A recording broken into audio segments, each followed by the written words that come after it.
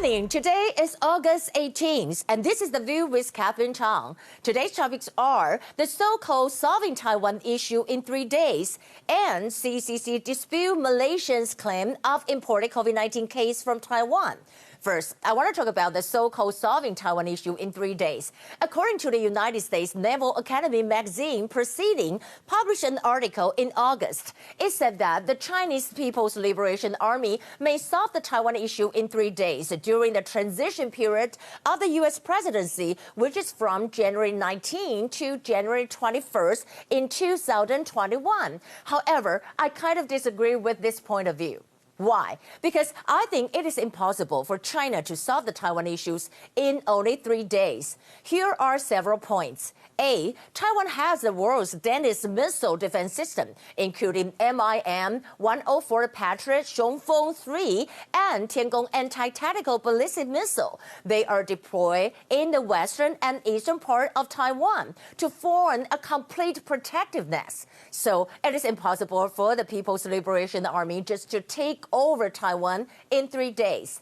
B. The role of the U.S. Will the U.S. send troops to intervene if China attacks Taiwan? Well, this is a hypothetical issue. So there are different points of view. The former President Ma Ying-jeou believed that the U.S. wouldn't send troops to help Taiwan. However, I disagree with it. Well, I think as Taiwan is one of the first island chain, the Daolian, to prevent the attack from China, the U.S. will not sit back and watch the CCP invade Taiwan.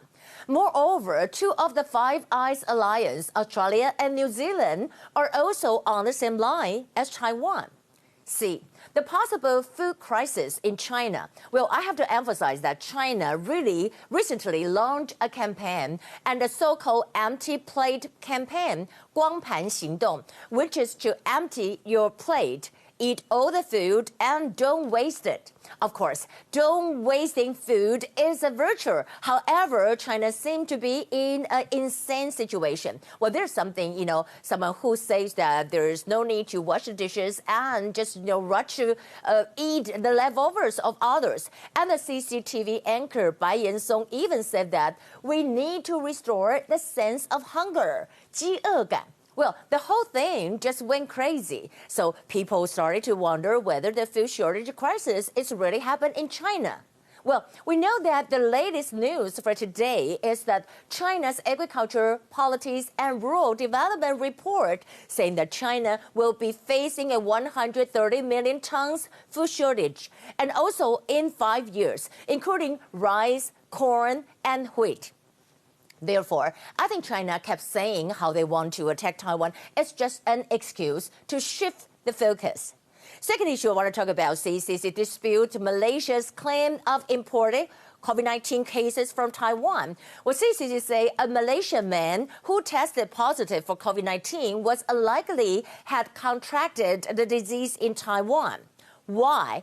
There are several reasons. A, I want to say, the man was tested negative when he arrived in Malaysia on August 2nd. However, he tested positive on August 13th. Would it be possible that he got the disease in Malaysia? B, CCC said that his wife is his closest contact and she was tested negative. Meanwhile, the CCC has advised Malaysian health authorities to test the man again because he's considered as a weak positive. Here are the top stories. Today, we have one confirmed case. Well, it is an imported case. A male in his 60s returned from the Philippines on August 12th. First, I want to share with you a good news. On July 1st, MOFA announced that Taiwan and Somaliland has signed an agreement to set up mutual representative offices. And Taiwan officially opened its new representative office in Somaliland yesterday on August 17. The 2 governments signed a technical cooperation agreement at the ceremony. African media outlet Horn Diplomat also tweeted that Taiwan and Somaliland have agreed that the establishment of representative offices will best serve the interests of one another. President Tsai treated that it is an important moment for Taiwan and Somaliland and also important milestone for the Taiwan and Somaliland partnership.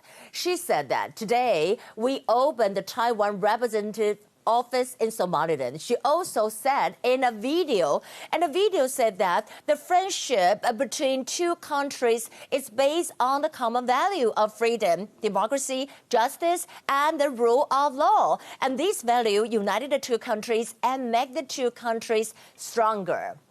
Talking about the arms sales between the U.S. and Taiwan, China stresses red line on Taiwan after U.S. F-16 sale to Taiwan. And actually, Chinese Foreign Minister spokesperson Zhao Lijian said that the deal will jeopardize China-U.S. relations and the stability of the Taiwan Strait. Taiwan is part of China. The arms sales will harm China-U.S. relations, and the U.S. should immediately suspend the deal and any military contacts with the island. But, I really have to emphasize again that Taiwan is not part of China. Well, I just don't know why they just don't get it. Well, let's look at something that I think is really unbelievable. The Hong Kong garrison released a video of soldiers practicing, kind of military exercise on August 16 on Huizhoujian, type 056 convert. However, in the video, we can see there were 5 mistakes have been pointed out. Well, what kind of mistake there are? You can see on this board, you can see that it's about the HP J-15 single-barreled semi-automatic naval gun, and the shooter didn't wear a life jacket here. And second, you can see that all this shooter here in a, stand beside him, and actually there shouldn't be anybody stand beside him because you know that once the bullet shoot out, the belt will pop out in the back, so he shouldn't stand here. And number 3, you can see the shortage box at the front right of the gun was not fastened, is kind of loosened here.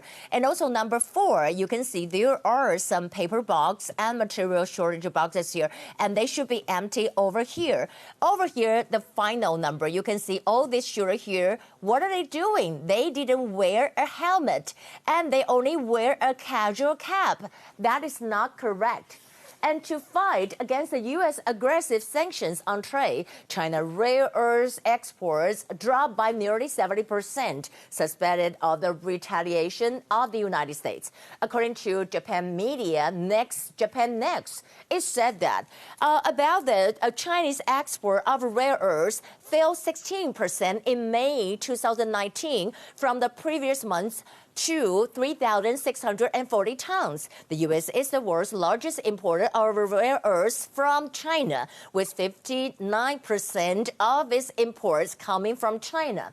And also, we know that the rare earths are really extremely talking about that. And we're talking about that, we kind of think it's very important, especially for the military use and the high-tech innovation. Well, on the other hand, I want to talk about U.S. consider mid-range missile deployment in Asia to counter China. We know that talking about that special president envoy to arms control, Marshall Billingsley, and said that the new missile is believed to have a range of like 1,000 kilometers. And actually, the 1,000 kilometers, this is not long enough to reach China, even from Guam, meaning that it would need to be deployed in Asia to serve as an effective countermeasure. And this weapon is exactly the kind of defense capacity that countries such as Japan will want and will need for the future. So I think what he implied is that, maybe Japan want to deploy that kind of missile. And beside that, we know that U.S. charges Hong Kong-born former CIA officers with selling secrets to China. And the former U.S. spy identified as Alexander Ma Yuqing, age 67. And what about him? According to the source, he is an ex-CIA officer, sells secrets in return for tens of thousands of dollars in gifts.